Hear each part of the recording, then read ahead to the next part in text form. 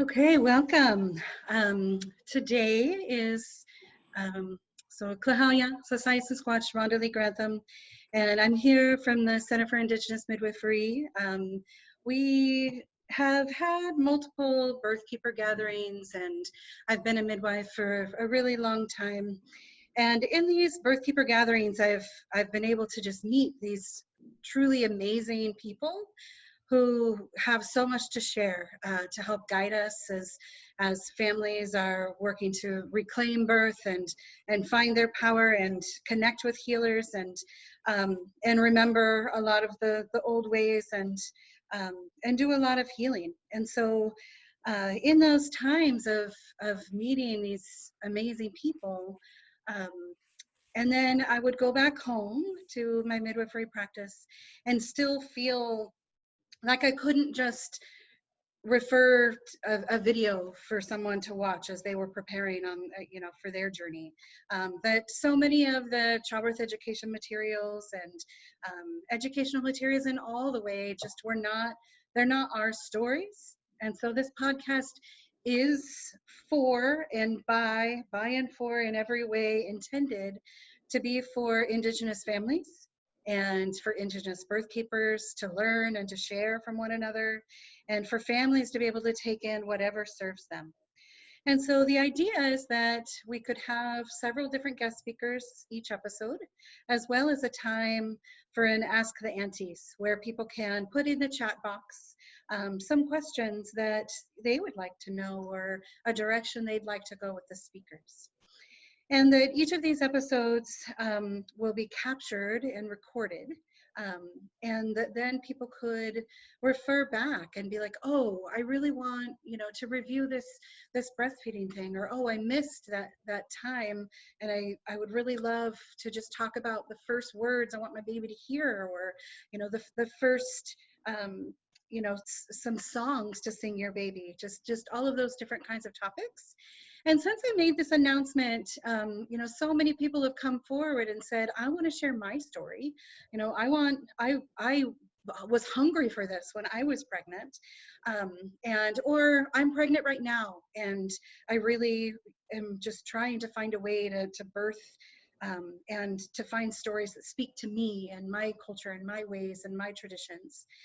And so I'm really excited for all of the episodes to come. We will do this each week, the same time, and then the recordings will be posted onto the website afterwards. So as far as the rhythm for today, we're gonna hear from Patrisia for the first hour, and then we'll hear from Camie for a bit of time, and then we'll have the question and answer. So if you do have a question that you would like to ask either of the speakers, feel free to put that in the chat box at any time, and then I will bring those back out as time goes on. So I want to, thank so much, to the two presenters today who I love and treasure, and Patrisia as one of my teachers and my elders who I adore, and you have so much to offer. And so with that, I'm just going to mute myself and enjoy all that you have to share today. Thank you. And if you'd like to introduce yourself, there is a full bio on each of them on the website, but I'd love to just have you introduce a bit about yourself as well. So everyone, thank you so much. I am a baby catcher and a mother maker. And my great grandma was a midwife in Texas in the 1800s and into the 1900s. And my great grandpa and my great grandma and my great aunts and my grandpa and both grandmas on both sides, they all doctored, and I carried that lineage from my great grandpa. And I've studied with Nahua midwives. My family is Kickapoo and Comanche. We went into old Mexico in the 1800s, and some of my family intermarried with the Nahua and the Chichimeca peoples in Zacatecas and Guanajuato, and then some of my family, it was in Texas before it became a republic, and so are the original peoples of what before it was Mexico also.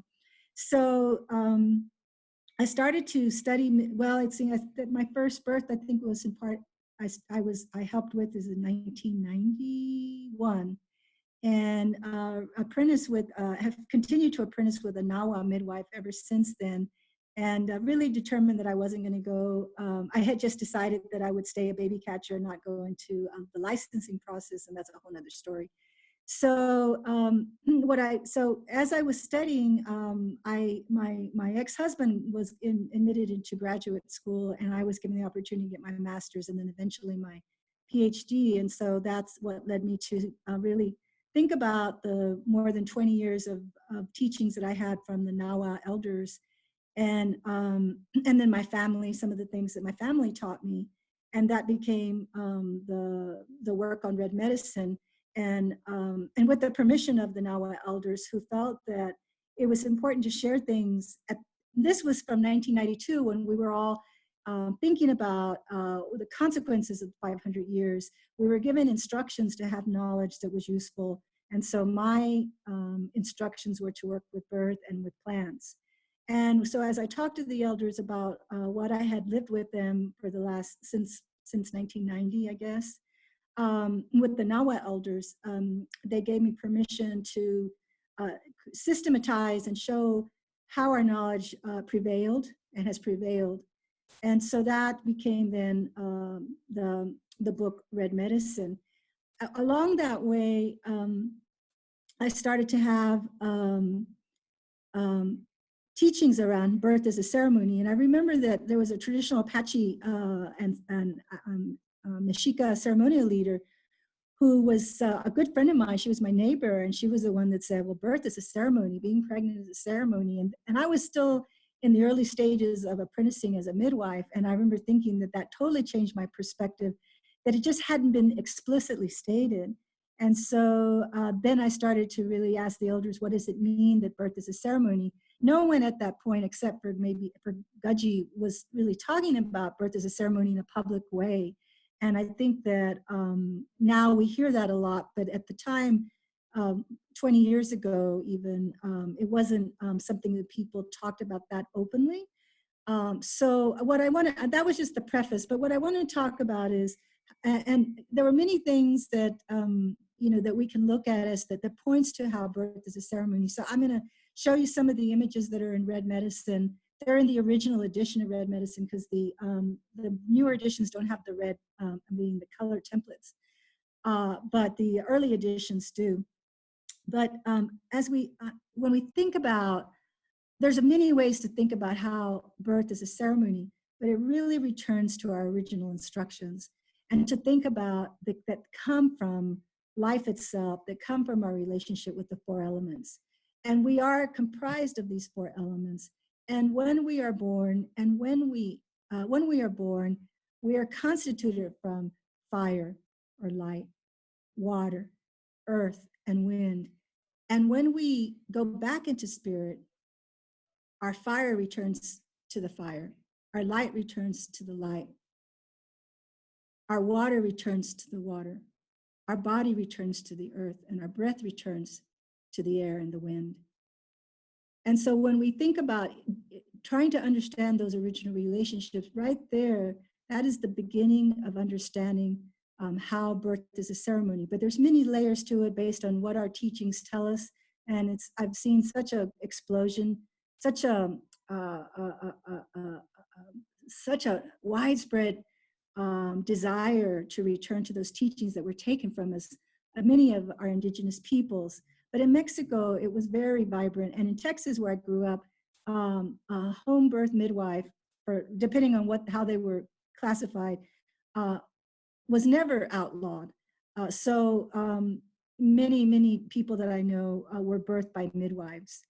But also we had that pressure that we lost a lot of our traditional midwives when the professional midwives sought accreditation. And a lot of the granny midwives just didn't want to participate in those systems. Maybe they didn't speak English, maybe they didn't read and write, maybe they didn't want to be part of the system. And so we lost hundreds of midwives at that time in the 70s, in the late 70s, when some of the basically non-native, the white midwives were seeking credentials and to have a more solid legal footing in catching babies. But to go back to the four elements.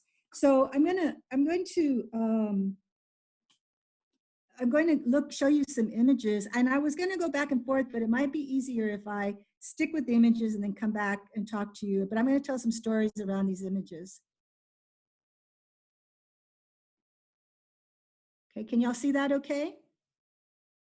Yes, okay, good. Sorry, that's the book Red Medicine. You can get it on Amazon.com if you're interested in that. But so this is a pre-Columbian painted book, and so we had thousands of books in what we call Mesoamerica or Old Mexico, in what we call today Mexico and Central America, and they were actually most of them were destroyed in bonfires when the priest didn't understand our teachings and tried to eradicate our spiritual systems. But a few survived, and there's about maybe 20. There's been, it ranges from 16 to 20 that exist. There's been a few more found out of thousands. And a lot of them, the ones that exist, some of them were like cosmological almanacs. And so this one actually shows us the birth powers. And so understanding from a Nahua perspective, I'm going to speak from a Nahua perspective because that's how I've been trained. And the medicine I carry from my great grandpa is a Nahua medicine. So, I have permission also to talk about these things because the elder said that it's important for people to have knowledge to survive. And that was even before, now this global pandemic. So this is from 1992, and the elders talking about the concern of people being able to survive. And so one of the elders, I remember him telling me when I asked him, well, how is birth a ceremony? Would ask them this question. And he'd say, well, he talked about a lot of things, but one of the first things he said was that, when we're pregnant, we have this sacred center, and it's from our belly buttons, from the mother's belly button to the stars, there is a sacred cord that connects babies to the creation. And it's not just that the cord and the amniotic fluid is feeding the baby, but there is this other dimension to that cord that connects to the sky. And that is what is the true first nutrient of the baby. And so with birth, we have a lot of first or original medicine. And the first is the first water, which is the water in the womb. And the first light is the light that comes from this umbilical cord to the sky, to the stars, to the sun, depending on the teachings. And so this, I don't know if you can see my cursor moving, but this shows a birth power that is present when the cord is cut. There are powers that are the guardians that are present at a baby's particular moment in time. And here we see this, this one is someone actually who's has a lot of connection with deep consciousness. And this male power is the guardian and holding the umbilical cord of a being that's connected. Then you can see it connected to, these are stars all here in the night sky. And so after he told me this, I happened to see this codex, and I was like, here's this elder, a Nahua elder. This is before, you have to remember that this kind of teachings were before we had internet. I don't even think the elder has internet now. Before people even had access to their own knowledge in the sense of like these kinds of painted images, before these images were put onto the internet and open access, this elder was talking about this. So we know that that's how, that the oral tradition, that knowledge existed and exists, and that we have a record through this this system of painted knowledge that we could say that each corroborate the other. And so we see one pre-Columbian, this is probably 1,000 years old, this painted book of how our ancestors understood this from the Nahua tradition. And so this, so when we have that belly button, and I can't get into that a lot, it's a whole nother conversation. So it means then that when birth is a ceremony, and we think about the body as in ceremony, so pregnancy, not only that birth is the ceremony, but being pregnant and being in pregnancy is ceremony. Then, and that actually we are left with a ceremonial mark, which is our belly buttons. And so in traditional medicine throughout, from Mexico into all the way down to the Southern Cone, the belly button is an important place of treatment, of diagnostics. There are ceremonial language that if you were to look at the native languages, there's a lot of examples of how it's treated ceremonially. And so, and even connected to the belly button of a fire, the belly button of a mountain, of a volcano, so that we know then that living beings, all these living beings that are present, the aliveness, there are other dimensions that aren't captured when we're talking about birth physiology. These are captured in our languages and our systems of knowledge that we have as Indigenous peoples. So I can't go too much into that, but I wanted to say that that's one example of birth as a ceremony. This is from a codex that was painted right after the invasion in central Mexico. So it is believed to be a Nahua, from people who were Nahua speaking peoples that painted this. And this is an important symbol that I can't go into. I could do a whole 5 hours on talking about the spiritual power that is the symbol of regeneration, Tlazolteotl, which it translates as the principle of regeneration, and a female presiding influence over the principle of regeneration. Because, you know, in our native languages, there's like, it's not just a few words that are going to translate all of the meaning.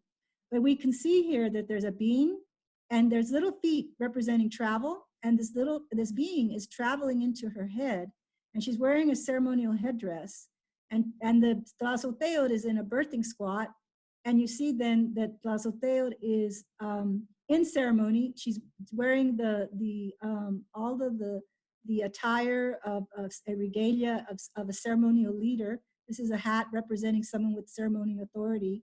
These are symbols of the moon, and throughout the headdress is symbols of the moon. They're cycles of the moon, and this is and they're replicating a replica of themselves. And then you see threads of life made from the mecate, representing also the intertwined, actually also the umbilical cord. And so this is both a male and female being.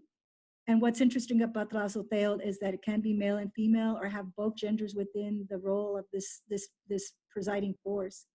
And so we see then that birth is a ceremony. There's in ceremony, the process of birth is to produce the cycle again, and that in the process of birth, they are in ceremonial attire.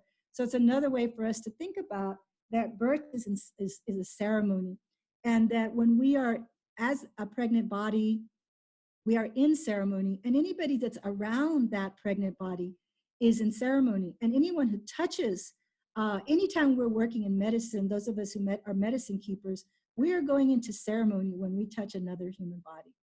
And that's teachings from the elders. It's not my teaching. I'm not claiming it as my teaching. I'm sharing it as coming from our Nahua elders, that to touch another body is to go into ceremony. And so this is why then when we are working with anybody, we ask for permission from their body before we start to, even the word work, doesn't capture that we're actually going into another dimension of time and space in working with a human life. And so particularly when we are working on a pregnant body. And so everyone that's around that pregnant body, including the person who is pregnant, are in ceremony. And so one of the things that is important to understand then is that the pregnant body is, that womb is both a physical place and a spiritual place. And in Red Medicine, I give lots of examples from elders that are talk about, there's different teachings around ways to be, because when we're in ceremony, we have our teachings about how to be in ceremony, right words and right actions, and being respectful and not disturbing the ceremony. So not disturbing the body that's in ceremony, that person who's in ceremony, that family that's in ceremony, that household that's in ceremony. And so then the things that you do would be as the things you would do in ceremony, in the sense of being very disciplined with your mind and your actions, so that you do not bring discord into the ceremony. And of course, we know how that translates into, stress hormones for a pregnant body. If there is discord, as that person is in another state. So being pregnant then you're going into another state with various dimensions that are operating at the same time, even if it's not recognized, because we're looking, if it's not looked at more as a biological, a biological occurrence, it is actually, there are multiple happenings of the body, I want to say, not just female, but the pregnant body. And so, so this is also why in postpartum, it's really important, not only the lying in period, but the medicine baths that we give, and the if there's lodge, but not only that, there are times when the mom or the pregnant parent, the postpartum parent, is gone into another dimension, and there's times when we have to go back and bring their spirit back from that other dimension, because they've gone so far. They've gone so far into these other places that are beyond human reach. The only time that people go into those spaces are when they are in pregnancy giving light, when they reach the cycle of their lifetime, or when they're in very powerful ceremonies. And so sometimes then postpartum, there are ceremonies that we do to integrate them back into this physical field. And sometimes they need to do it, and better sooner than later, but it could be years later that happens, because there's a realization that person hasn't totally integrated back into their system. So I want to talk about the birth powers. And I want to say, yes, I'll talk about this in time. So these are Mayan, pre-Columbian Mayan base. This is a really powerful base that when I was going through trying to, show and connect how Indigenous peoples understood birth as a ceremony, I came across this collection. So this is the line drawing. It's a little bit easier to read the painted base. This is a photograph of it. It's probably from 800 AD, I believe. So this is actually a depiction of a female being that's giving birth. And you can see that she's holding on to cords in the sky. And she's actually, you see a midwife clasping her belly, which is a very common practice we do to gently pray and encourage the descent of the baby. It's not a hard, it's very, you might say, energetic or ceremonial when we do this position. And it's slowly, and it's using the gravity of the earth to help descend, the baby to descend at the right time. So you can see that right here, there's some hands. Well, these are actually jagger paws.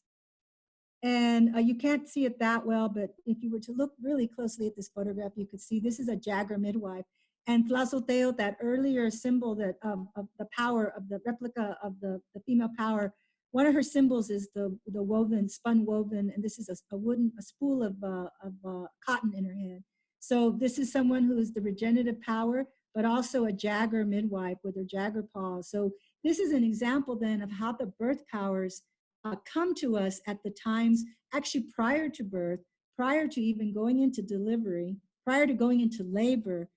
Some midwives will notice, or the families will notice, certain signs from the natural and spiritual world that indicates that the birth is, the baby is preparing to come into the physical world. And so here we see the grandma midwife, and she's also got the jagger.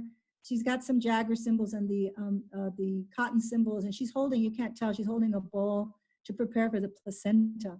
And so this is an example then from the Mayan peoples of the power, the spiritual powers that are the birth powers that are present at birth. And so this is also an example of why birth is ceremonial time, because in those ceremonial times, in those spiritual times, all of these alive beings, depending on what our teachings are organizing to help support the bringing of this life into the physical world. And that's why it's important for us to connect to our teachings, try to understand, is there someone who gazes as a star keeper? Is there someone who reads the dreams? Is there someone that can help you do a ceremony, a place of offering in case there's a dream that indicates that we need to rebalance and shift something so that there's optimum conditions for a birth. And so birth is really a ceremonial time when we think of all of those conditions that are aligning for this life to be brought into the earth. So the spirit beings then, so what I love about this is that it shows us, it's depicting, yes, there are these guardians, and yes, there are midwives.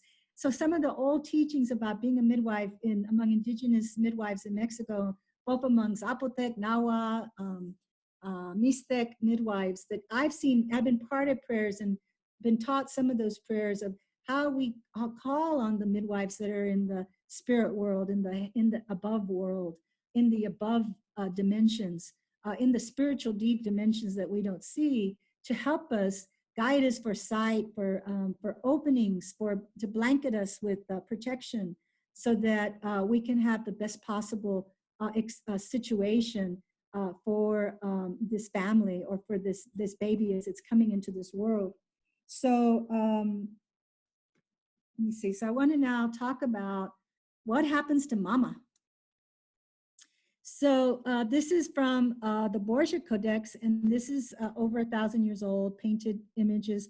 And this is a birthing being, and this is not a human, but this is a female that's giving life. And what I want you to see here is, you'll see that right here in their eyes, there are bundles. They're actually sacred ties, and they're actually tied with starlight.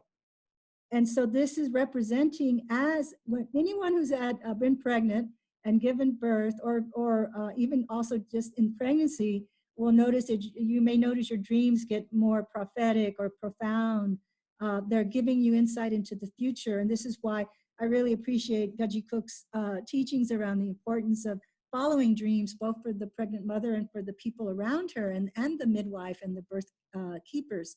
Because all the spirit world is communicating to us to help us to into the future. And so really the future is communicating to us.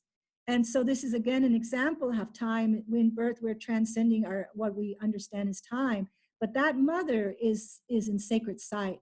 And so this is why the more the mother can be in their prayerful condition, or in reflexive times, and not be watching TV and a lot of violent things, and being distracted. And we know life is stressful, so we know that we're going to have to we're negotiating that. We're trying to realign with that reflective time, that quiet time that we can access and listen to what the natural order is trying to tell us.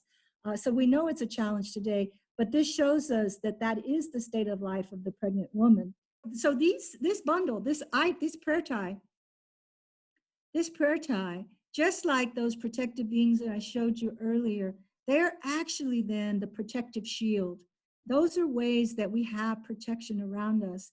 So, but because by having insight, by having, like for the Jagger medicine, or a medicine that's the from a bear clan, or or clans of medicine clans that we may have, they are part of that medicine is the protection, the medicine of protection.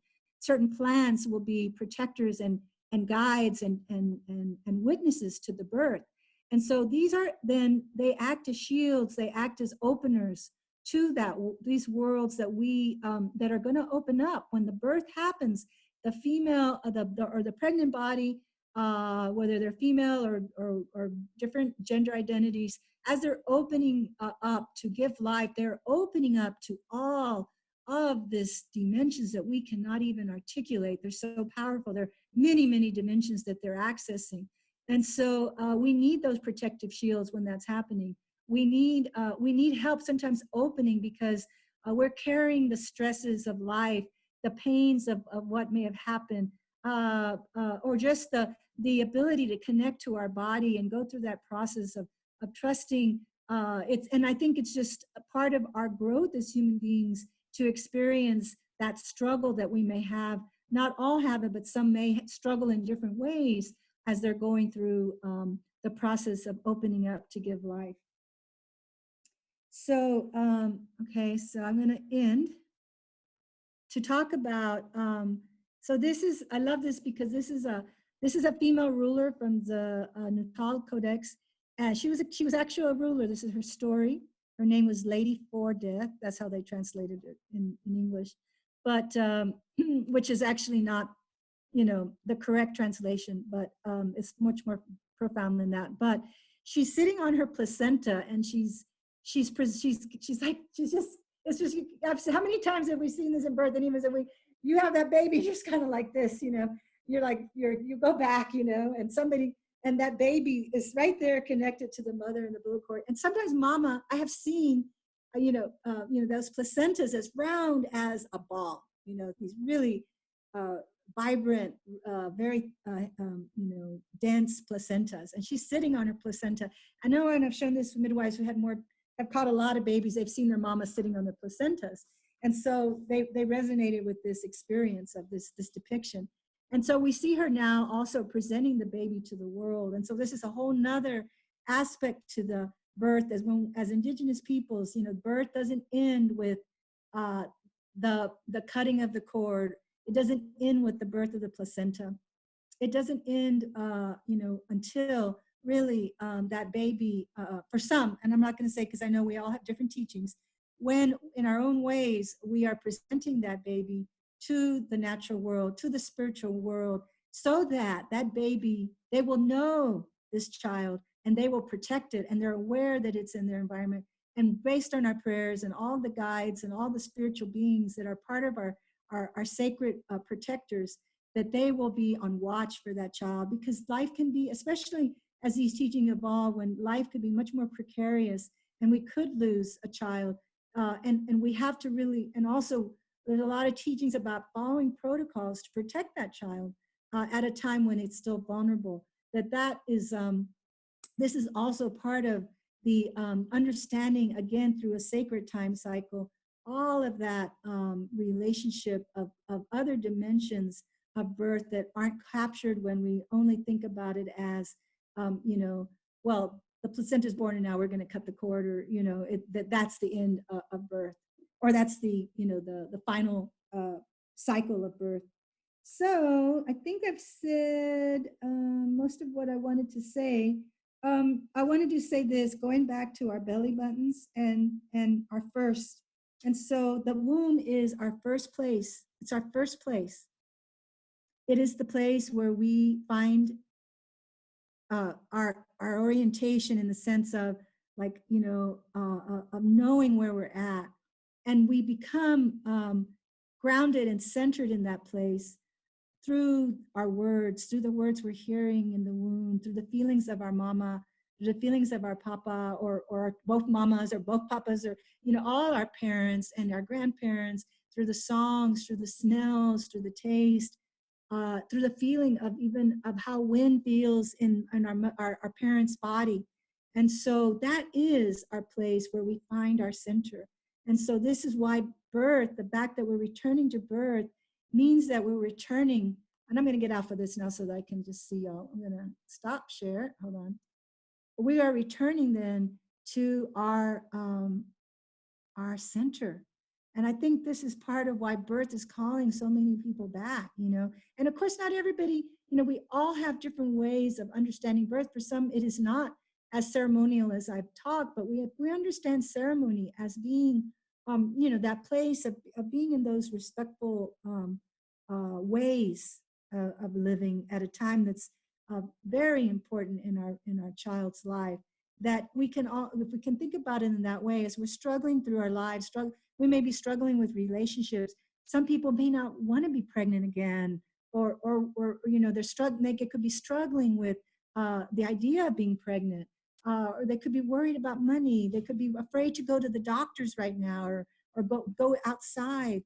But they are in ceremony, and if we can really encourage people to understand that they are in their own sacred process, it can give them great relief and strength, so that they have a better, they feel more power in this moment that is of great power for them during this sacred cycle.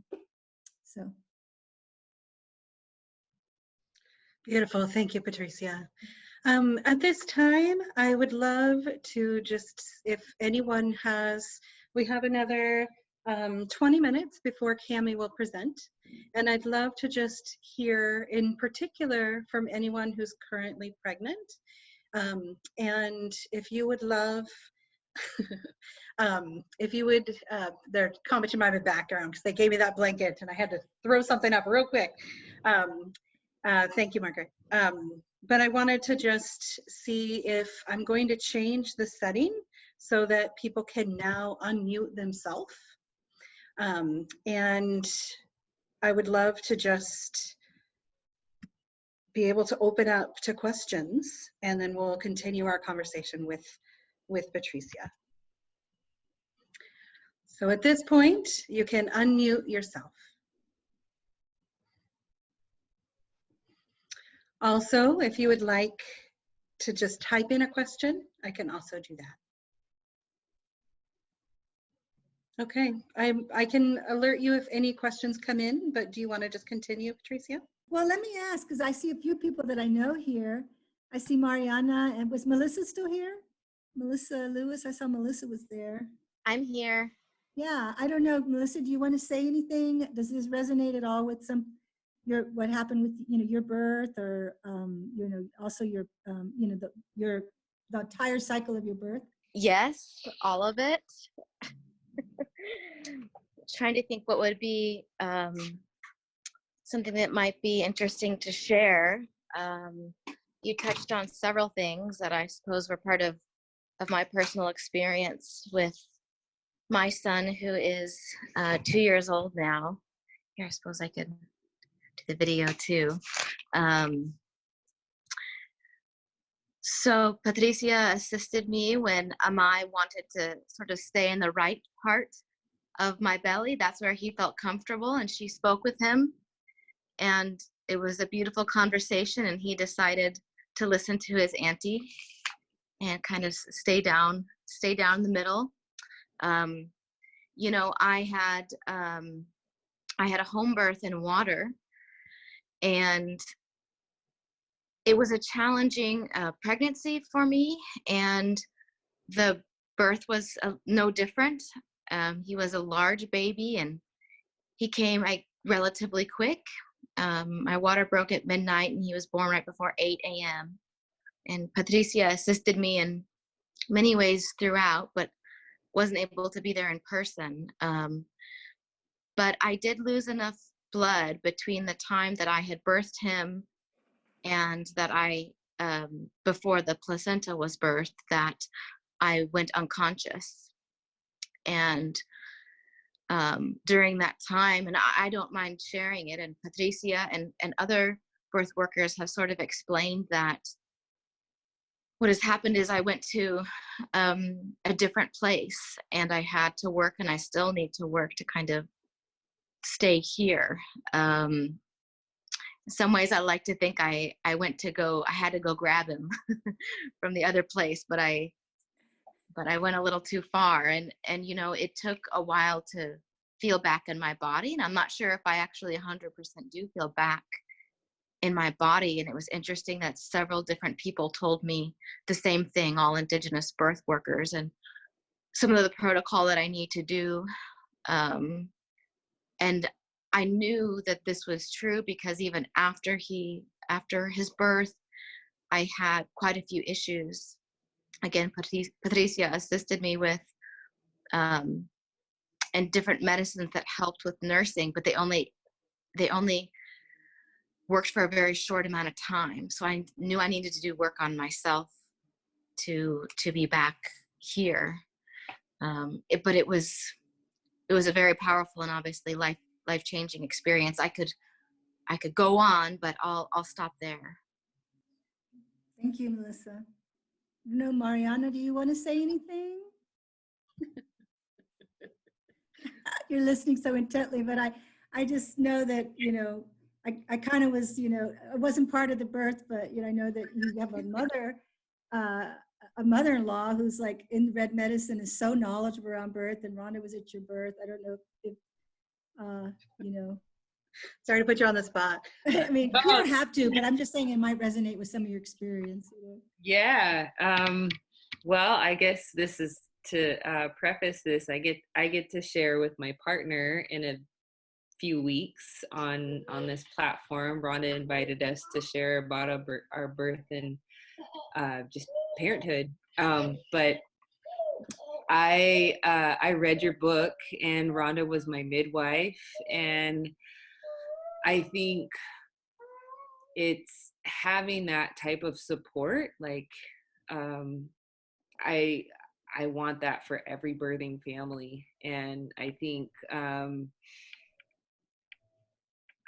my birth, I felt really empowered and just really supported throughout my pregnancy, and I speaking to like my closest friends and just other people that have given birth, my experience in comparison to others seems so rare to be able to. I had a midwife that accepted my Medicaid. I had a midwife that would sit with me for, more than an hour, sometimes a couple hours, and ask me about my dreams, ask me about how I'm feeling. I think it almost felt unfair in some ways to kind of share about this experience, because it seems so rare and unique to a lot of my friends. And I really tapped into these types of communities. Like like the Indigenous Birth Keepers gathering that was the Salish Seas ones that was hosted. I was just a few weeks pregnant when it was hosted here in Olympia, where I live, that Rhonda brought together. And so I feel really lucky. I guess I just wanted to say that much, that these platforms are so incredibly important for people to just hear stories of reclaiming their birth. I'm Yakima, my partner's Mexica, Nawa, and also Apache. And so, we really kind of looked at how do we blend the teachings that we have. And I think it was really fascinating. I don't even know if fascinating is not the right word. It was real to find out how much knowledge is and isn't there around birth and reclaiming birth. And like, just even in my own tribal community, like I learned a lot of like what I'm not supposed to do, but there wasn't a lot of to do. Like, don't do this, don't do this, don't do this. And there was less of like, and do this and do that, or how do you follow the teaching of not doing it, and then trying to think through with curiosity of what those protocols might be trying to support us with. And I really now that my son's a year and 3 months old, and I'm still like just so fascinated with birthing bodies and birth and childhood and parenting. And I'm just so grateful for the work that you all carry and what you've put out. And yes, like Itza's mom, my partner's mom, Maria de la Cruz, is I think what you would call a lay midwife, and just supported a bunch of amazing women giving birth at home. And she was trying to be here for the birth, but made it a couple days later. But I gave birth at home and in the water, and just we'll share more, I guess, about that story soon. But I just appreciate the people that really create space for us to do it. And I've just been thinking so much about birthing folks right now. And thank you for having these spaces. Yeah, I think one thing for the birth workers, I was trying to think about both the parents but the birth workers. Mariana was mentioning, she's Yakima, but Rhonda is from another nation, and so the important thing for the birth workers is for you all, for us to be in our own ceremony. But how do we support a mom? And here we have different nations that are with their traditions, reclaiming birth. And then there's the midwife and the birth workers. And I think that that's also really important, is that you have to be rested enough to pay attention. And we're all it's hard, if you're having to hustle and it's not your full-time job, you have to take time so that when you're in the actual the ceremony of labor, that you can listen and notice the signs that are not going to be maybe physical. Some of it may be dreams. Some of it is like your knowing that comes forward. You know, where is that knowing coming from? It's coming from whether you're in prayer or ceremony, or you're having that time to like go inward, so that you can really help the family or that parent that's going through birth. And so you know, and how do you, you know, bring your bundle then to that you might be with a family that's not traditional, you know, and so then, you know, how do you rely then on that your inner process, so that you know, they're not offended by your bundle, or they're not, you know, you're careful to respect whatever their ways are.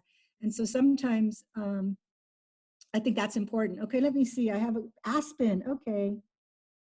Wanting to recognize so that we have but are so important, right? So I think this is how then, wow, you know, I've seen so many great examples of how people are starting to bring back birth.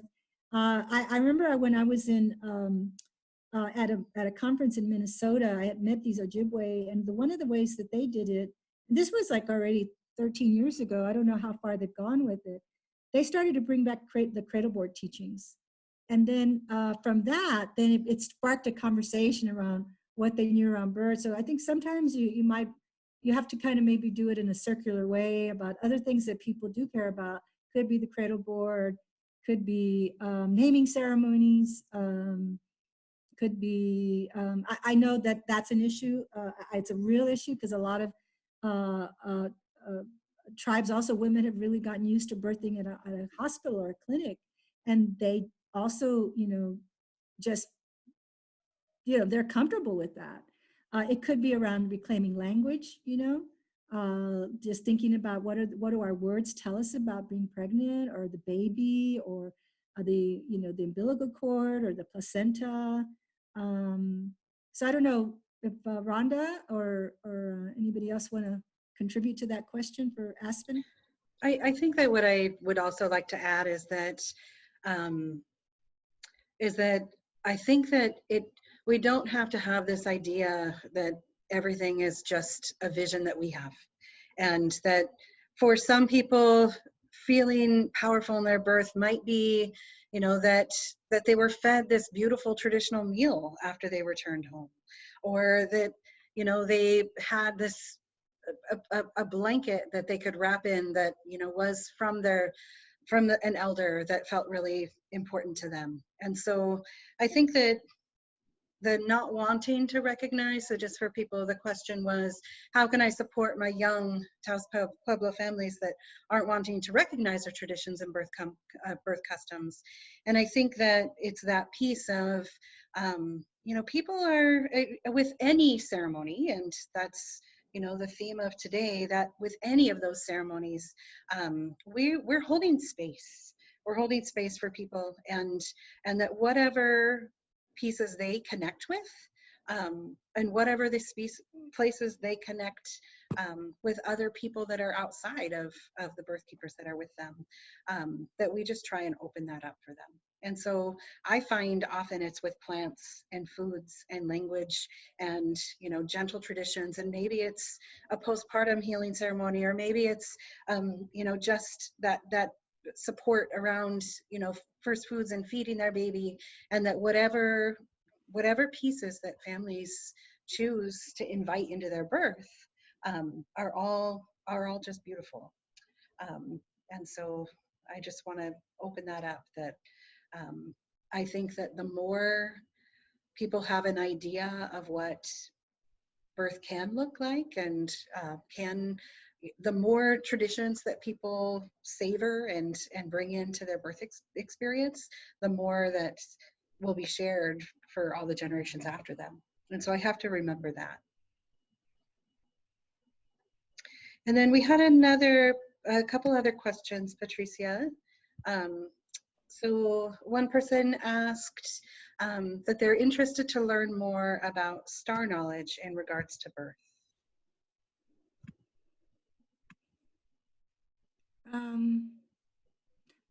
Well, let's see.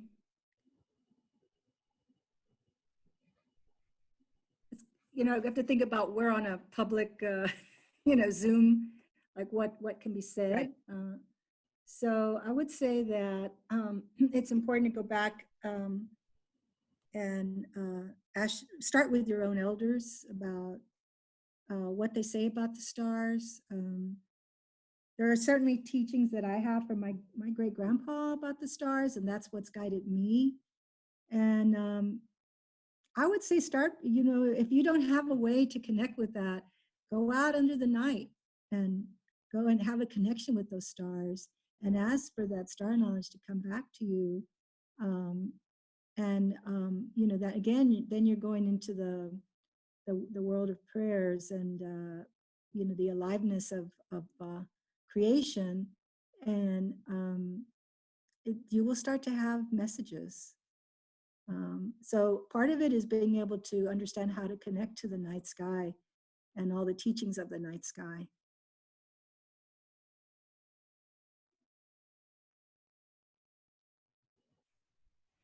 Hi, I had a question. Can you hear me? Hi, my name's Suri. I'm pregnant with my first kid. And earlier today, I was talking with my mom, or she was sharing some names with me about that follow like our naming protocols and everything. And she mentioned a name that translates to first light, and I heard you say the baby's first light. I was babysitting, so I didn't catch everything you said, but that's the second time I heard it today, so I was just wondering if you could just repeat that small part real quick. Okay, so what I was saying is that we come from the four elements. You know, our body constitutes from the four elements. That's what gives us life. And so, so our light, when we think about, well, where will our light go back to once we have made our transition, when our time is up in this physical world? Our light will go back to the light. Our water will go back to the water. Our air, our breath will go back to the wind or the air. And our body will go back to the earth. And so, but there's other first lights. I mean, there's the first light of dawn. There's the first light of the moon. There could be the first light of a particular star. There could be the first light that enters into you and makes who you are. So there could be the electrical impulse of the first light in your body that sparks life. There's a lot of first lights. So it'd be interesting to see what, you know, what your mama,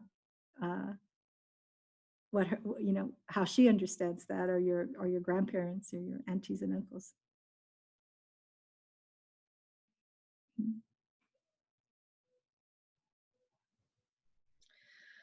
Okay, so my thoughts now are that, you know, we're transitioning from first light, that we will have some time again at the end, and I can revisit some of the questions that have come in on the chat box. But for the next bit of time, we're gonna transition over to Camie and be thinking about, you know, we have all those first lights that Patrisia mentioned, and that also that journey of birth is also, and that ceremony of birth is also part of that welcoming a new child and continuing supporting the growth of that life. And so with each of these episodes, I'd really love for us to be remembering that, you know, the birth and the parenting journey are side by side, and for us to be having as much support and energy for all the different stages of us being birthed as parents and as caregivers and people that are trying to love and help support our generations. And so I want to just move for this next bit of time over to Camie Goldhammer. And then if you have other questions, feel free to just keep putting them in the box, and then we will move into those after this in a half an hour. Hi, everybody. I am so happy that you're all here, and I'm so grateful to Rhonda for the invitation to share a little bit about about breastfeeding and breast milk. And I'm very, very grateful to Patrisia for your teachings. And it's hard to go after you. But I will do my best. And we have a short amount of time, and I should introduce myself. So I'm Camie Goldhammer. I am Sisseton-Wahpeton from South Dakota, but my family has been in the land of the Duwamish people for 2-3 generations now. My grandma came here during boarding school era and relocation. And I'm a lactation consultant and a clinical social worker. And I, along with my breast friend and colleague who's also sharing on this call, Kim, her and I travel the country, and someday we'll get to Canada and teach the Indigenous breastfeeding counselor training. So we train Indigenous people as breastfeeding peer counselors. It's a 5-day, 45-hour foundational breastfeeding course. I am speaking to you from my office. I snuck into my office today. My quote unquote day job is I'm the program manager for Daybreak Star Doulas, which is a doula program for Indigenous pregnant and parenting and birthing people in King County. And we're a program of United Indians of All Tribes, which is one of our urban Native organizations here in Seattle. So Rhonda and I talked a couple weeks ago about what to talk about. And I mean, for those of you that know me, you know I could talk about breastfeeding, and particularly when it comes to Indigenous people breastfeeding for hours, literally. So we knew that we had to make this pretty compact, and she had said, like, what's like just something you can speak a little bit about, you know, a shorter amount of time, and we kind of nailed it down on colostrum. And it's so interesting, like, Patrisia and I did not talk at all about what we were going to be sharing. And I feel like even just like my slide doc feels really appropriate to follow hers in talking about the stars. And I have a poem at the end of this talking about colostrum that relates to the stars as well. So I have, 20 minutes probably at this point to just share a little bit of information about colostrum.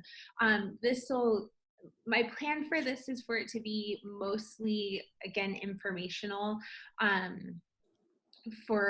recognize that those of you that are on this call, we have folks that are in the process of growing life and bringing new life to the world. And then we have folks that serve pregnant and parenting people, whether that's as doulas or midwives or home visitors.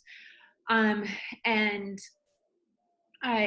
there's just a lot of information out there, and seeing the way, you know, the questions about the first few days after birth and feeding a baby and breastfeeding a baby and what that's like. I find that the discussion around colostrum in our first milk is something that we don't spend a lot of time learning about and talking about. And it's, you know, I see it as a bit of a gap. So I want to also kind of preface this for how I really perceive breastfeeding and in the context of which I speak about breastfeeding, so that you all kind of understand where I'm coming from. So I see, like we just talked about, birth as ceremony and birth as a cultural practice. I see breastfeeding as the same thing. I think that when we look at communities that have maintained the tradition of breastfeeding for generations, the one thing that they have that other communities don't have is grandmothers that breastfed. They all have problems, right? Everyone around the world is concerned about milk, how much milk they make. Everybody, you know, and I shouldn't say everybody, but these are really common experiences of lactating people. how much milk we make, sore nipples, infections, right? Those are not things that just Americans and Europeans get. We see that everywhere. But the difference is that some of these communities have grandmothers and great-grandmothers with that traditional knowledge of how to support these people through the challenges that they're experiencing, right? If you have a baby that is cluster feeding in their 3rd week of life, in a community that has maintained that tradition of breastfeeding, you would have a grandmother that would say, oh no, no, your baby's, it's not that you're not making enough milk, your baby's cluster feeding and this is really normal. They're growing. Why don't you go ahead and get in bed and I'm going to make you some soup and tea, right? Like that's the process that would happen, versus now in a lot of communities where we don't have that. And, talking about, in specifically around Native communities, and this would be a whole other presentation, but for many of us, no one has breastfed in our families for several generations, right? And that's been due to the child welfare system, the boarding school system, war, famine, relocation. I mean, we can go back to 1492 and see how parenting has been interrupted by and through colonial, as a result of colonialism. And so, for a lot of our families, we don't have that traditional knowledge anymore. We don't have someone that knows what to do. And that's a lot of the work that Kim and I do together, is really bringing this knowledge back to the community where it belongs, so that they can then serve the people they live around, right? So the Indigenous breastfeeding counselors can serve people in their tribal communities, because that's where it belongs, right? This knowledge belongs with community members. So to jump in and just talk about colostrum is, colostrum is awesome. It's one of my favorite things. Colostrum is breast milk. So I first want to really stress that language that I as a lactation consultant will rarely talk about, say things like, well, this is colostrum, and when your milk comes in, or when, that kind of stuff, because that makes them sound like colostrum isn't milk and colostrum is milk. It's a really, really, really special milk on top of that. We start making colostrum usually in the 2nd trimester, kind of midway through the 2nd trimester. Sometimes folks are making it sooner, especially if they've had a couple of kiddos, right? So their bodies kind of know what to do and start getting ready to feed that baby. But it's one of the first things our body does when it recognizes that it's pregnant, is it starts getting ready to feed that baby and developing in a way to feed that baby. We make it throughout our pregnancy, and it is all a baby needs in the first few days of their life. And so here I have one of my favorite pictures of a Blackfeet family. This was taken at Blackfeet Memorial Hospital. And I got to do some work there around them going baby friendly several years ago. But this is a daughter that just gave birth to her baby, and her mother is helping with the first feed, which is traditionally who should be helping with the first feed, right? This is typically not where lactation consultants or nurses, like if we have a grandmother that can do this, or that we can teach them to help and support that first feed, like that's such an important role for them, and such an important rite of passage for them as grandparents or as aunties, right? Or great aunties to move to help with this first feed. So a little bit about colostrum, a little bit more about colostrum is we do make very small amounts of it. Colostrum, I remind parents all the time, is not there to grow a baby. It is not a milk that is full of growth components. This is why it's very normal for a breastfed baby to lose a little bit of weight after they're born. That's to be expected because we want them to be getting colostrum, which again isn't there to grow a baby. It's really there to inoculate the baby and give them this really beautiful, fresh start to life and into this new world. Oops, sorry, there we go. So when talking about colostrum, and the other thing that I often say is that breast milk is our first food. It is a baby's traditional first food. And I feel that it's essential that breast milk and breastfeeding be included in first food justice conversations and food sovereignty conversations. The current rates for breastfeeding in the United States when it comes to Native families is that just about 7 in 10 Native families choose to breastfeed on day 1, so they want to breastfeed. And by about 6 months, just about 9% of babies are being exclusively breastfed.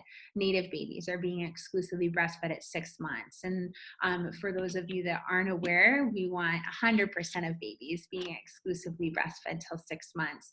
And so we have a huge disparity there as far as our rates and the breastfeeding rates in our community. So when I talk about breast milk as a first food, and when we talk about it as a foundational food, I always say, like, it doesn't matter how much salmon we eat, how much elk we eat, how much wild rice we eat, corn, beans, squash, none of that matters if 90% of our babies are not getting their first traditional food, which is breast milk. Right? Like that really lays this foundation for their health and their well-being. And so, so let's talk a little bit more about colostrum and what it does. So the first thing that it does is it really builds the baby's immune system. Colostrum is actually in our breast milk as long as we're lactating. It is the immune layer in breast milk. It's just that as a baby gets older, our milk then has more essentially water and sugar. Of course, there's other nutrients that change and grow with the baby as well. But the immune layer that stays in milk is colostrum. And so breast milk at the beginning of breastfeeding, colostrum is very similar to our breast milk at the end of breastfeeding.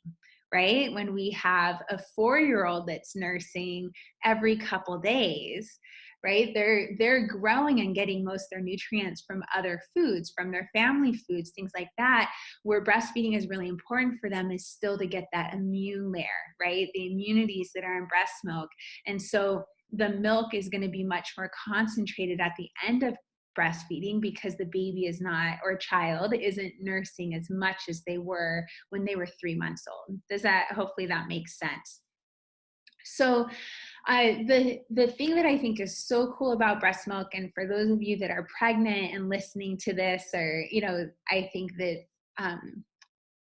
that this is just like the neatest stuff. So what happens is from the time you become pregnant until the time you have your baby, we are walking throughout our world, right? And right now is actually pretty difficult because most of us are actually not leaving our homes very much. We're in this really interesting time right now, but typically we would be going out in our community. We would be touching countertops and going to the grocery store and exchanging money and going to a restaurant and being around people and hugging and kissing relatives and family.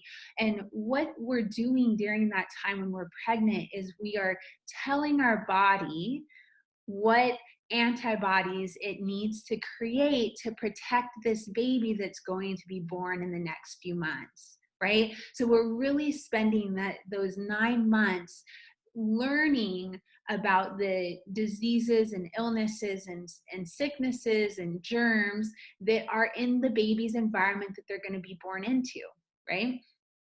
And our body then creates antibodies against all of those illnesses for the entire, 9 months of our pregnancy. Hopefully, we recognize that some babies are born much earlier than that, but this starts right when we become pregnant.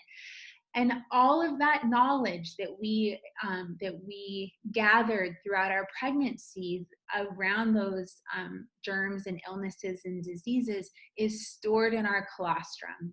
And so when our baby is born and we feed them colostrum, that first food for the first few days of their life, they are getting essentially inoculated. It's a vaccine at birth, right? They're getting inoculated and getting antibodies against all of those things that their parent has been around over the last year of that pregnancy, right? So it's really, really cool how that happens. And this is why babies that just are breastfed for 1 day or 2 days after they're born have better birth have better birth outcomes, postpartum outcomes in babies who never get the chance to breastfeed, right? So even 1 day makes a difference. The other thing that it does is it really primes the baby's gut. It's important to remember that for newborn humans, especially, but other mammals as well, that our babies are born very early, and the gut, the barrier between the gut and the rest of the baby's body is actually open. It's permeable, and it can things can go in and out, right? And what colostrum does is it primes the baby's gut. It's like putting on that thick layer of primer when you paint a wall, right? That really protects the baby from and protects their gut.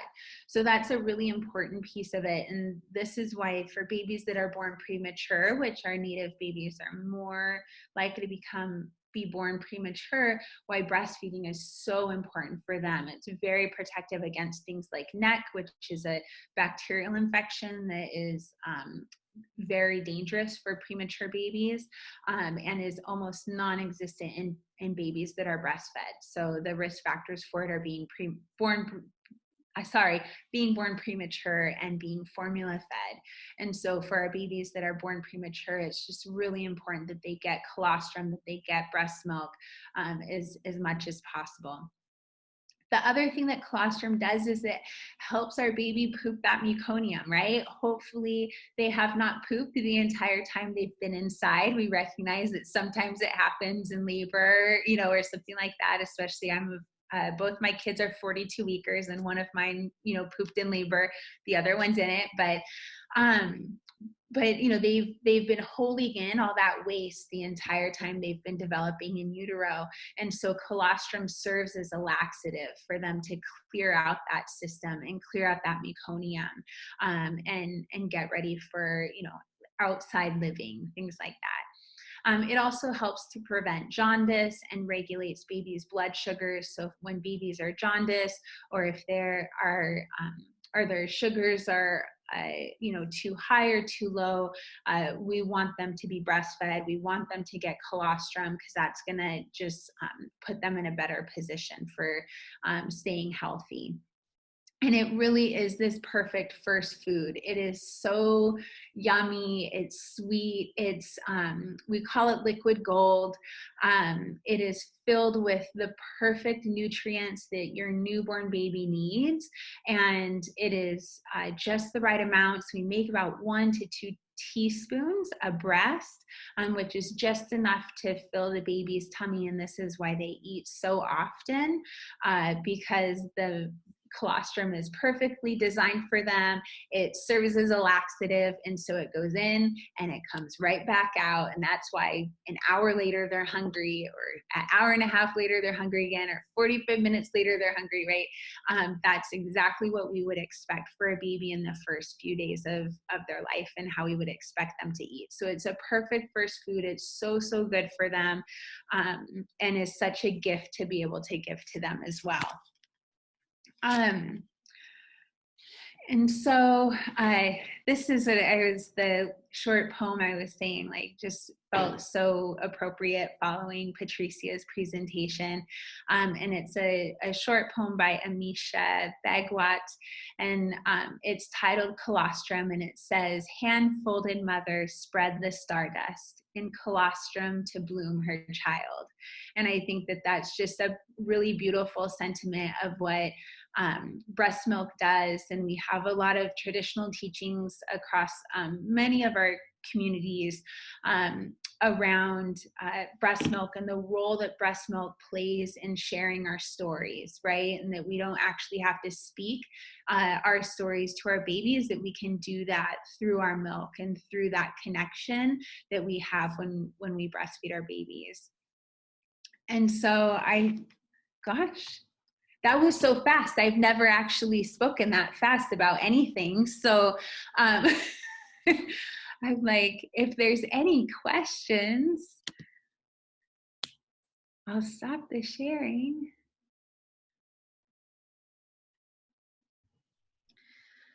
Thank you so much, Camie. So I think, so the rest of our time together, we can just open up for questions. And so can you see the chat bar right now? I can. Okay, so if you want to just. Yes, okay, so Mariana says, okay, you're welcome. All right, she says, I have a question about breastfeeding while pregnant. What are the best protocols for a pregnant person to care for themselves? What, if any, are concerns to breastfeeding while pregnant, and any resources and suggestions, breastfeeding a toddler? Oh my gosh, okay. And I just got to say, Kim right below you, who's my bestie, my breastie, she says, yep, that was the fastest. So Kim can attest that was unusual for me. So breastfeeding while pregnant. First of all, I'll say there's not a lot of resources out there about breastfeeding while pregnant, unfortunately. There's one book that La Leche League published called Adventures in Tandem Nursing that is actually a pretty decent book if you're a reader and that's something that you like to do. But this is what I'll say about breastfeeding while pregnant, and I'll talk about this as like an LC and also as someone who breastfed while pregnant. So my kids are 2.5 years apart, and my oldest weaned when she was 4. So I breastfed through my pregnancy, and an additional 18 months, I breastfed the 2 of them together. And so I have, kind of just like personal knowledge and then just like lactation knowledge too around it. So this is what I'll say is, one is it's a very normal to breastfeed while pregnant. Like that is something that I'll just right off the bat say it is okay to do. In general, what we say, kind of the rule is if you have the okay to have sex, then you have the okay to breastfeed.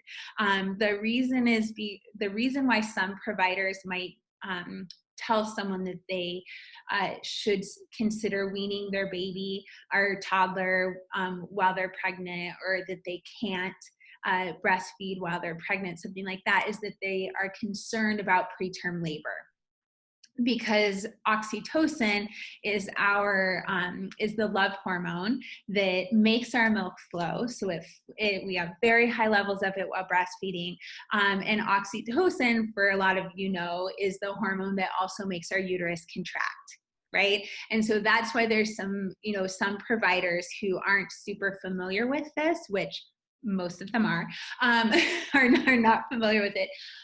That's why some of them will say you need to wean, because they think that those contractions, the oxytocin surges, will make the uterus contract and cause someone to go into preterm labor.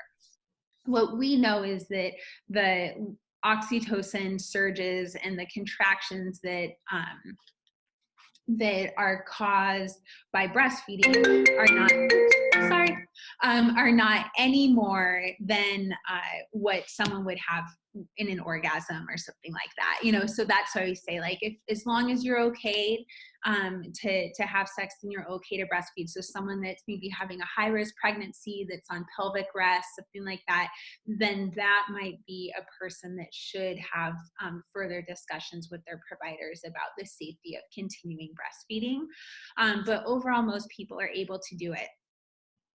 It's really common when you're pregnant and breastfeeding to not love it. So there's that piece, which we don't spend a lot of time talking about really truthfully around it. And I say, you know, even as like a huge breastfeeding advocate who wants to talk about all the wonderful things about breastfeeding, there are also some times that are really hard. And I'd say anyone that has gone on to breastfeed toddlers or breastfeed through a pregnancy, you come into those challenges, right? Like they can be difficult.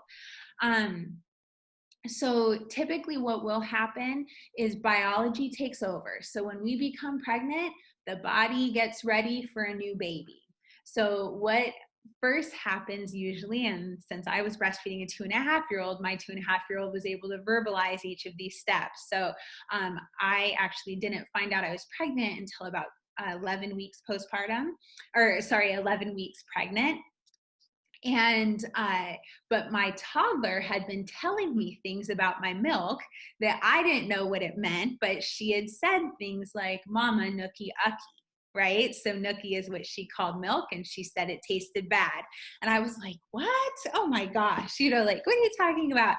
And then she told me that my nookie was all gone, right? And she was like, nookie all gone. And I was like, what? And breastfeeding started to hurt, right? Out of nowhere after 2.5 years of really wonderful, you know, nursing. And it was because my body was getting ready and preparing for this new baby. And it is doing this in a way to try and wean the child, right? Because it's saying like new kiddos coming. And so it's really, it's not uncommon for a younger toddler, so a 1-year-old, 1.5-year-old would maybe wean during a pregnancy, right? They might not be into that ucky milk or, you know, or dry nursing or, you know, something like that. But a kiddo that's 2, 2.5, 3, I say they're in it to win it. So they're usually going to just keep going. They don't really care what it tastes like or how much is there. They are their game. And so,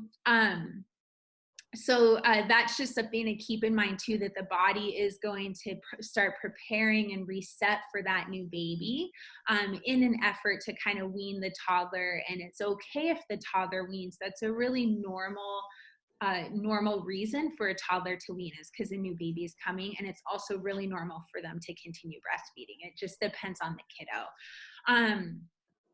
So as far as concerns, I'd say like pain is one thing to think about. You know, nursing aversions can be really common when you're pregnant and breastfeeding. You know, it can just feel kind of like, you know, just a lot.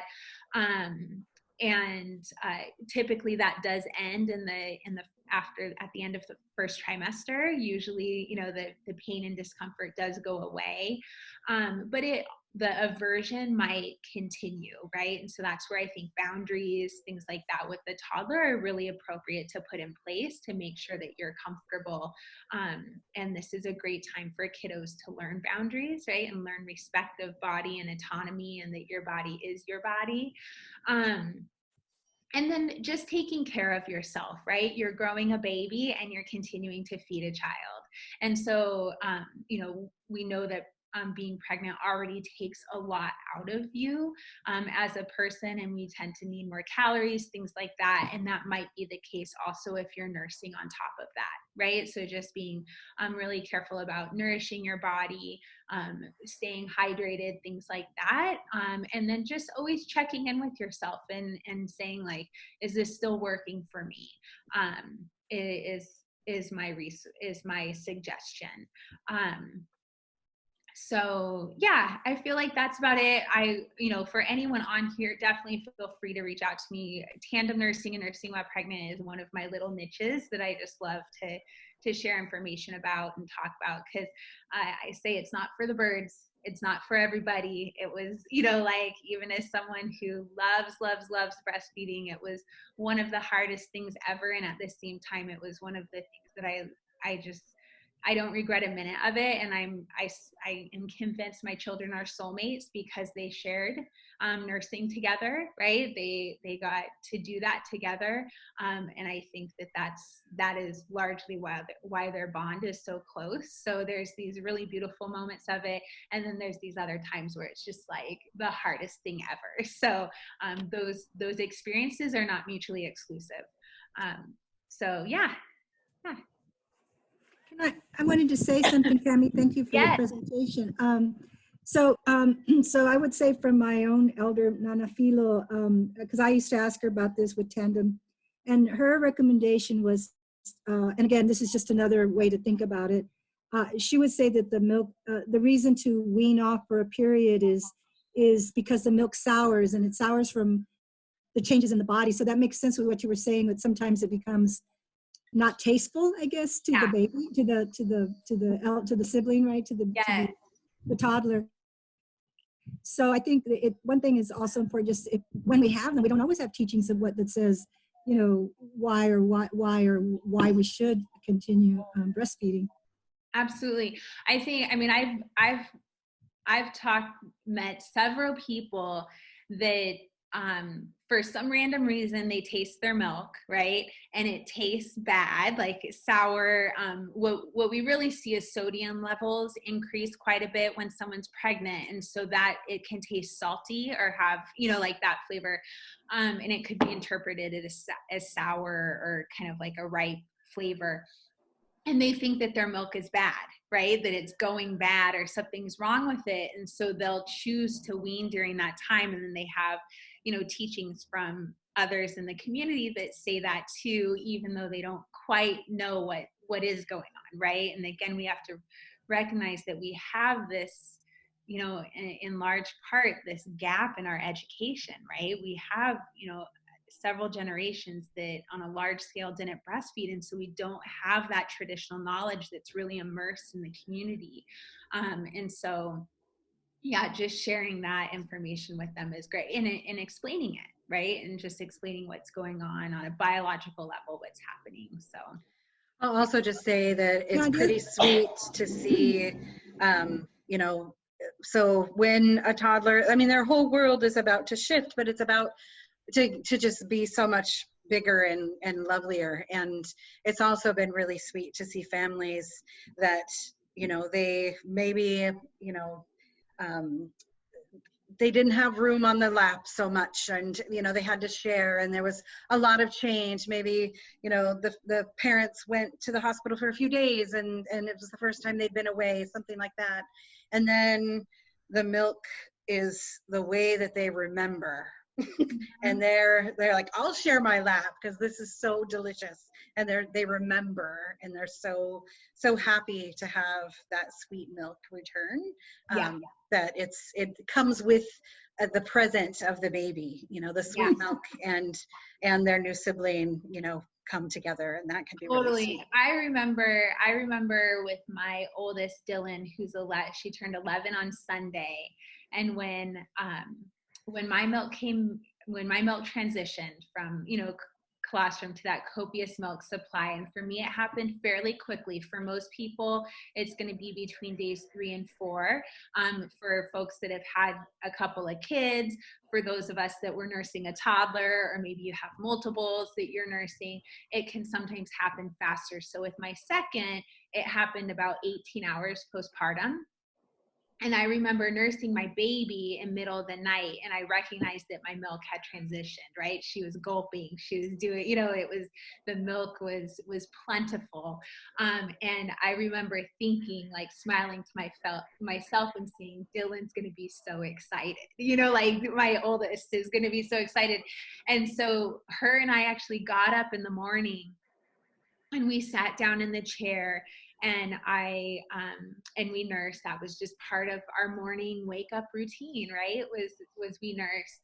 And it was just her and I at that point, and we're sitting in the chair, and she latched, and my milk, you know, let down and started flowing. And she just looked up at me, you know, with like boob in her mouth and her eyes filled with tears, and they just like rolled down her cheeks, and she just like nuzzled in to drink some more, you know. And I just remember thinking like, this is, I always say, I wish that was our last time we nursed because it was so beautiful. And then it was like the next year and a half was like, oh my gosh, this is so exhausting. But it was just this really beautiful moment. She was so happy, like so happy that it was back.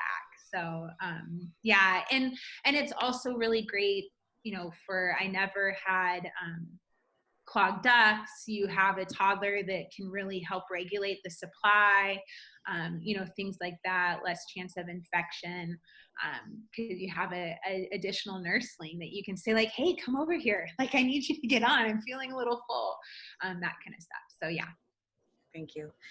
This next question feels really important, and maybe we can speak about it both in terms of just birth as a ceremony and with breastfeeding, and that is the, you know, this challenge of having some places where some generations had a lot of that disturbance and a lot of colonial influences that have harmed, you know, the people that we really treasure, them in our lives and all that they offer us.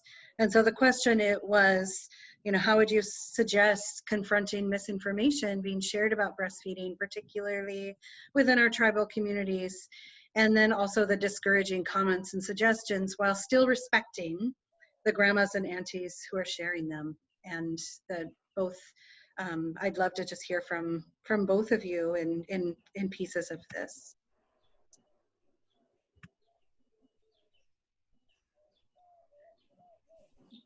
Do you want to go first, Patricia? Well, I think you're the better expert. I do want to say something about that, though. I guess maybe, I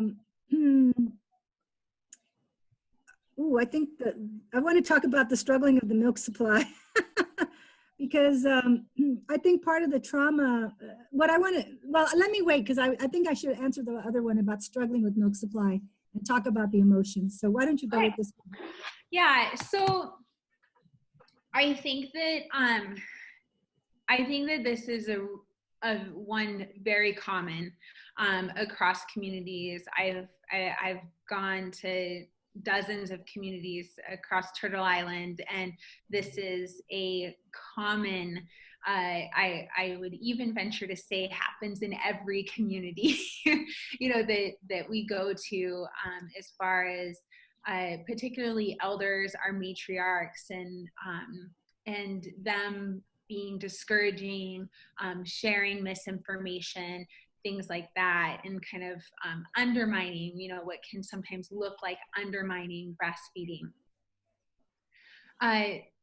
And then how do we confront that is difficult because we have our teachings around respecting our elders, respecting their teachings, and sometimes it can seem like if we disagree with them, that is disrespecting them, right? And so I want to first recognize the difficulty of the position that we are often in this situation.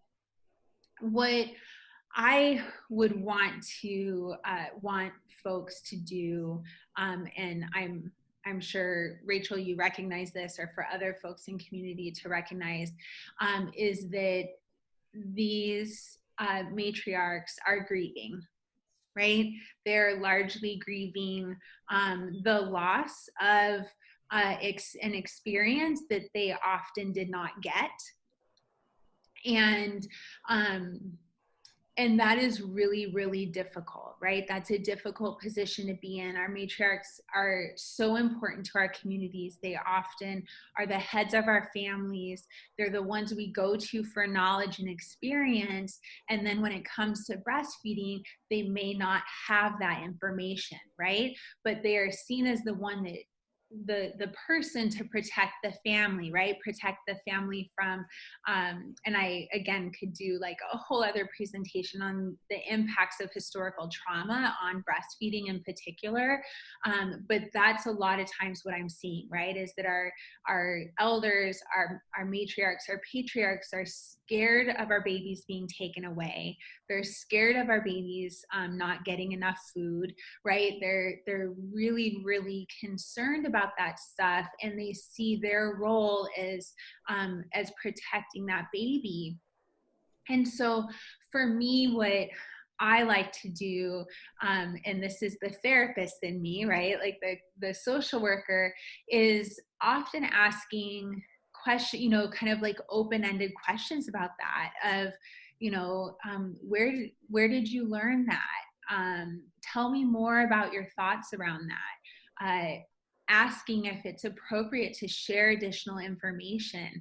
I always find asking about what their experience was with breastfeeding is really important, right? And giving them the space to process that experience, because for a lot of them, they've been holding it in for 50, 60 years, right? That they didn't get that experience. And now they're seeing their daughter or their niece or their granddaughter attach and bond with their baby in such a different way, right? And I remember like my mom saying it to me, like she's like she recognized that my bond with my kids was different than hers with me, right? And that it doesn't mean it's better or worse. So it's not putting a value judgment on that relationship at all. It's more of recognizing that there's a loss there and there's a grief. This is where I also think like giving the information, so like you as a CLC and a nursing parent, continuing to provide that information to the community members so that they can be the experts, right? So a lot of times when I'm working with a multi-generational family, I am often talking to the matriarch in the room, right? I'm explaining how to help with the latch. I'm explaining a growth spurt. I'm explaining, as much as I possibly can to that grandma, because I want her to be the expert, right? I want her later on in the middle of the night when she's all that there is, to remember like, oh yeah, I learned about the growth spurt. Like I remember that. That's all that's happening, so that she can feel really empowered to support their daughter or niece or whoever it is in breastfeeding.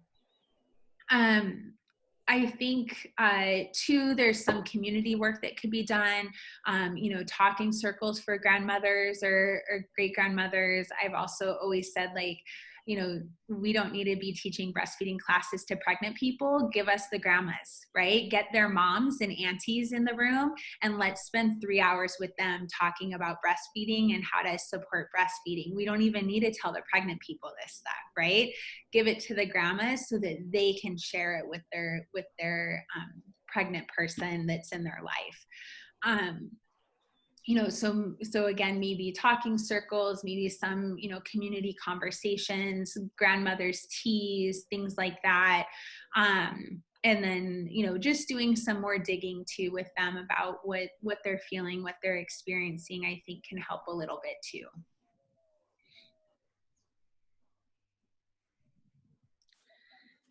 Thank you. Patricia, do you want to answer the next one? Yeah, this is about traditional medicines with women struggling. One of the things I wanted to say about breastfeeding from a traditional perspective is a real common belief in Mexico is that if a mother's grieving or has a lot of trauma or is really stressed out, that the baby will suckle the grief of the mother. And so now, and it changes even the milk.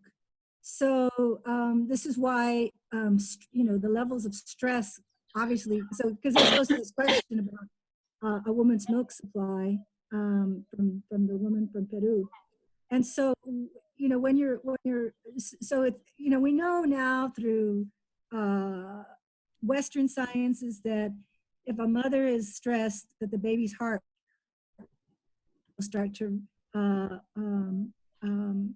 beat at the same heart rhythm rate as the mother, right? So we know that there's biological connections between the baby, the mother and child. So if a mother's stressed, then it can, so that's just another way for us to think about how it's impacting their milk supply, the stress hormones. But also, so when you're talking about herbs for a milk supply, and of course, Rhonda knows a lot about all kinds of things for the milk supply, but I think it's not just about producing herbs for milk, because like fennel is one that's used in a lot of places. The Cynthia's mentioning a fennel, but we have nettles, which is ortiga in Spanish, Cynthia. So when you're looking at herbs, it might be that also they're low on minerals or their nutrition.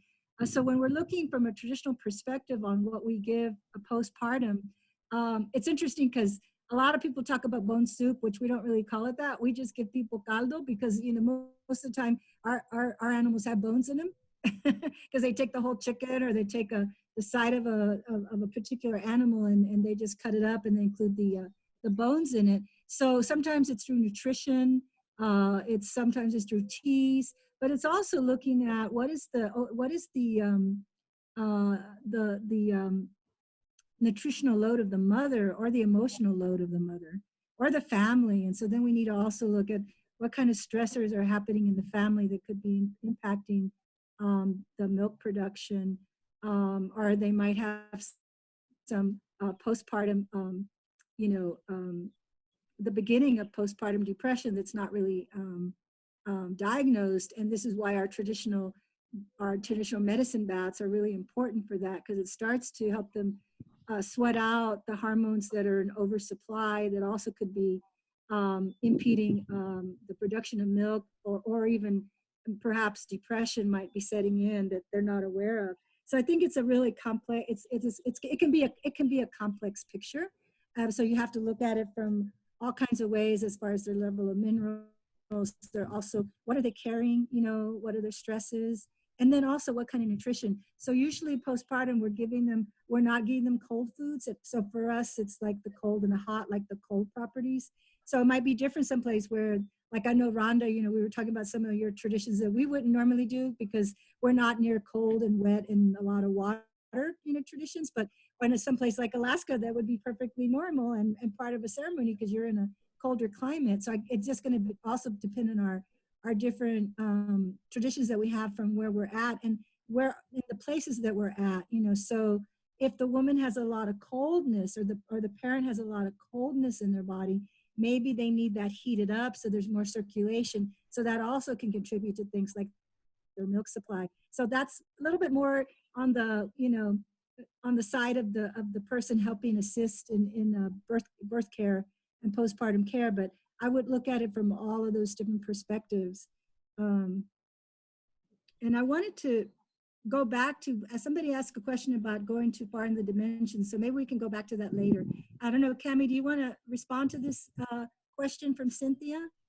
Yeah, I think it's important to also recognize that low supply, and it sounds like this parent that you're speaking of specifically does have a low supply because baby isn't gaining, still below birth weight, that kind of stuff, which is pretty concerning. So there's a lot of reasons why someone could have low milk supply. Typically breastfeeding is a supply and demand endeavor. So the more someone breastfeeds, the more milk they make. But that is assuming that we have a baby that is doing their part and pulling the milk out, right? And creating the demand. Just going to the breast isn't a guarantee that milk is actually being emptied or taken from the breast.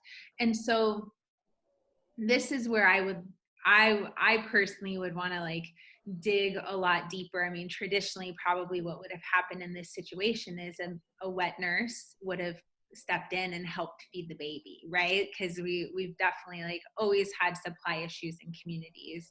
And so this is where, you know, an auntie, a neighbor, someone else would come in and help support and feed the baby. And now we have that can certainly happen. We have donor milk and we have formula, which I totally recognize as an ideal food source. And so, but like as a lactation consultant, I would want to check out the baby. I would want to make sure that they're doing their part. Usually with supply issues, I say, well, almost all breastfeeding problems are a baby's fault. So there's very few things that a parent does wrong or right in a lot of ways to cause a breastfeeding problem. Usually it's on the baby side and something is happening on the baby side of things. And so, you know, I don't want to make assumptions around skill level or what you know, but I would definitely like dig deeper into, or want someone to dig a little deeper into the baby, and see if there's something else that could be going on. Cause this can be hard, especially if we have a newborn that's not, and I don't think we know how old this baby is. But it hasn't been gaining for weeks and still below birth weight. So normally we want babies back up to birth weight by 2 weeks. And so if baby hasn't been gaining and isn't there, then something is going on. And chances are we have a baby that is really lacking in nutrition, which is going to make them weaker and kind of, they're not going to be in the best position to nurse well too. And so then that creates a really tough cycle to get out of, you know, this kind of catch-22 of we have a baby that wasn't getting enough milk, and so now they're not eating well, which then tells the mom's body not to make a bunch of milk. So it is a really hard cycle. Okay, so it says. So I think that another thing that I want to just say is that I would, you know, just like we have to look at, you know, where is the baby, what is the nutrition, what is the family, where is the mother, but that I think that it's true that there are more issues, because I also think that more babies are experiencing trauma at birth.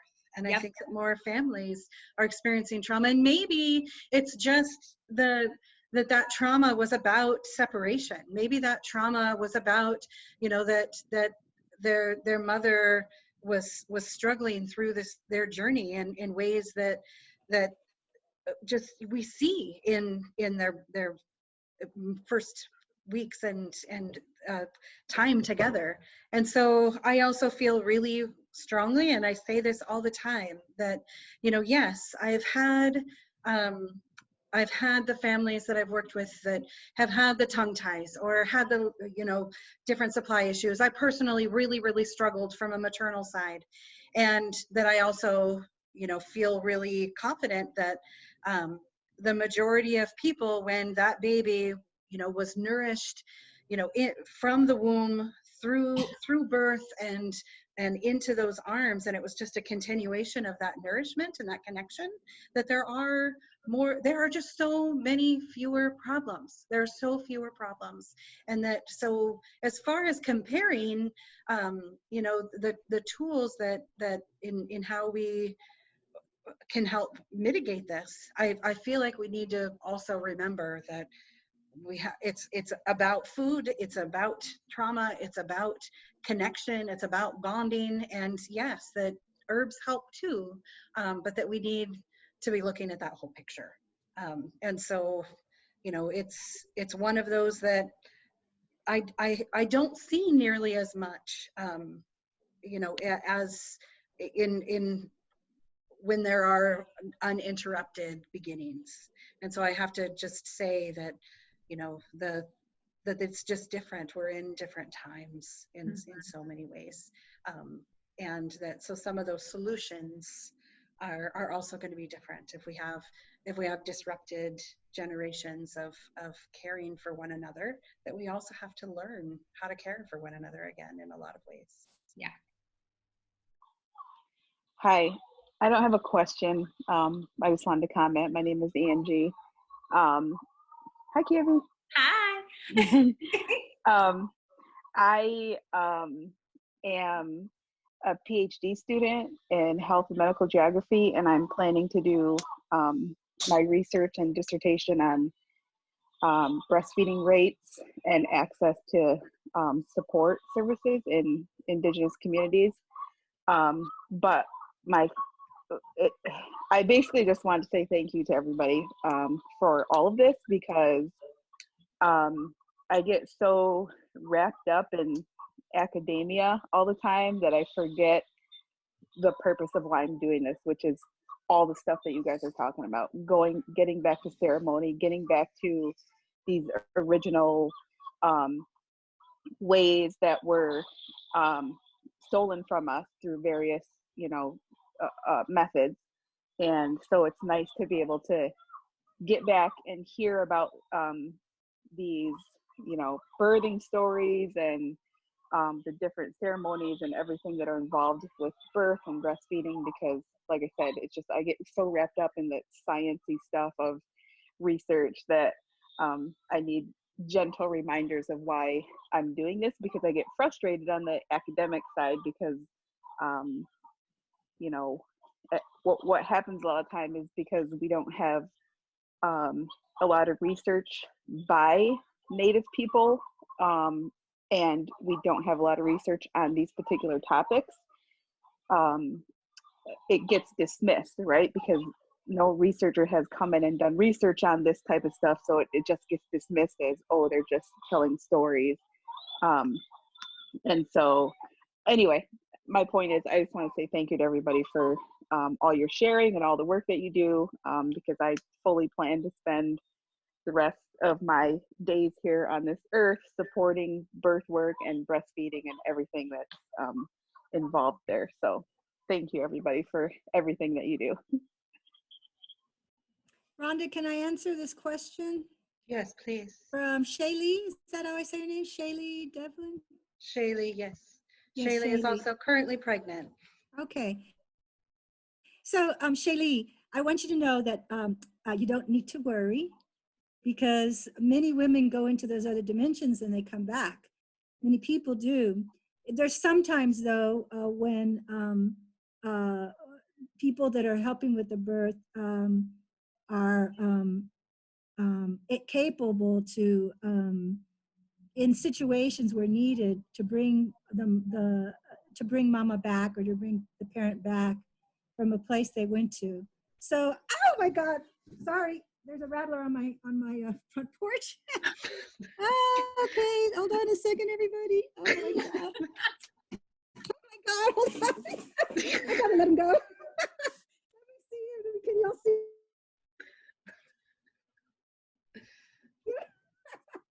You see him? Anyway, we're in Tucson. I'm like, I like that you're smiling about a rattler on your porch, and I don't think I would be doing the same thing. So. Oh God, I'm just so glad he's going the other way. Okay, I got to keep an eye on him. I guess he was called in by the birth. Oh, you all, my dad passed away yesterday. We did ceremony.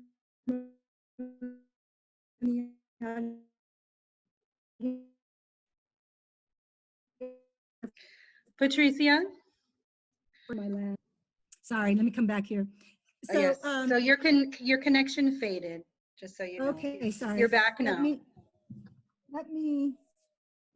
I disconnected the computer so I could pick it up, because he was on that side.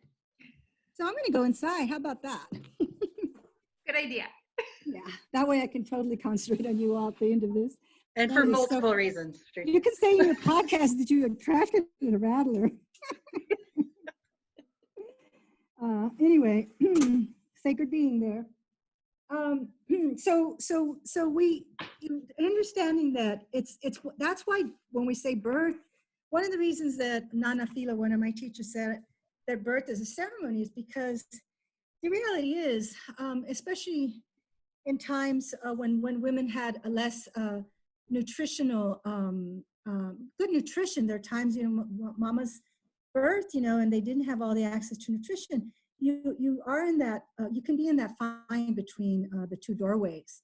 Now, that's not all the time, but it happens. And so that's why it's so important to be prepared. But when you go into those other dimensions, you come back usually, and it's not everyone that will go so far that we can't bring them back. And so I think it's not for you to worry about. It's for you to, as much as possible, just strengthen your life and to pay attention to your dreams and to have people around you, if possible, that have different kinds of abilities that can help you. And I think this is why it's important as we train people to bring back birth, that we can train our birth keepers to be able to respond to moments when they might arise. That's certainly not in every birth. Many births are not to that level. You go and you come back, and for some they may struggle with that return, but it's certainly not the norm, you know. And so I want you, that even though we were talking about that, that's a possibility, that sometimes it's just a ceremony. You may need a couple to help you come back into your body. And for others, it could be that they need more ceremonies, a series of ceremonies to make sure that they're integrated. And so, remember that we have birth for, eons, and we're here. And that midwives were the keepers of those births up until recently, and it worked.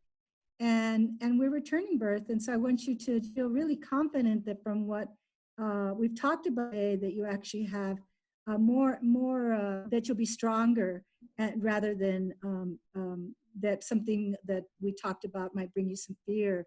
Just the possibility of what could happen in some cases. So, but you should pay attention to your dreams and have people helping you, thinking about your dreams, so that they can give a sense of how you're doing, what is being communicated to you from deep within your life and from deep from the universe. And that will be some preventative medicine for you. Make sure you're eating well. Make sure that you have lots of love around you as much as possible, and go outside whenever you can. Mother Earth to ground you. Drink, water. Pray with your water, because your body is water, your womb is water, and make those prayers, really confident that all of life is supporting you right now, and all of life will come together and will protect you at that moment. So every time you drink a glass of water, you say that prayer. All of life is supporting me, all of life is protecting me, all of life will be there in the way that I need life to be.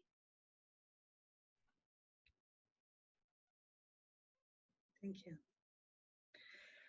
So we have a couple of questions left, and we're also at time. And so what I would love to do is just, I think that processing birth stories and healing breastfeeding struggles and things like that are definitely going to be something that we'll need to do every time that we come together, because it's so profound. I've yet to meet someone who didn't have some aspect of their story where it was transformative and helped change them, and sometimes that can be really, really painful. And so I just want to say that I want to acknowledge that our time is ending, and also thank you for writing and your stories in the chat box, and that we will absolutely revisit them. Our next week episode, we will have two lovely, lovely families sharing it. The idea came from seeing them just put out that question of, to reclaim language, what was the first words that you wanted your baby to hear? And then I saw all these beautiful responses and all of these different Indigenous languages of how people were greeting their babies and having that be the first sounds, out of that were spoken. And then I also just seen sweet babies being fed traditional foods. And so we'll have two families that are going to share about those first moments of their birth journeys, and the first words and first foods, and also our beautiful Indigenous midwives. And so please join us again next week. And I will have this episode up on the website for anyone who came and went. And I thank you all so much. And Patrisia, Camie, it's always lovely. Thank you. Thank you. Thank you, everybody.